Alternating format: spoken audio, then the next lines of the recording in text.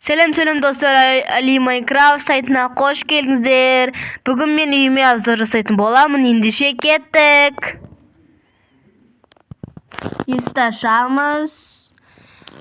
Мына жерде пирамидаға тартатын жол бар. Мінекей кітапханада Абай атамыз, Сейфуллин атамыз бәрінің кітаптарын бар. Бұл жерде любойын табуға болады. Бұл жерде жатақхана бар, өтетімі ұйықтап алсақ та болады. Келесіде подвалға барамыз.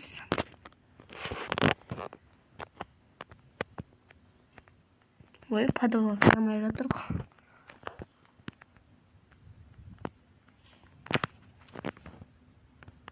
Мінекей біз подвалдың терезесін ашып, біз далаға шығуымызға да болады.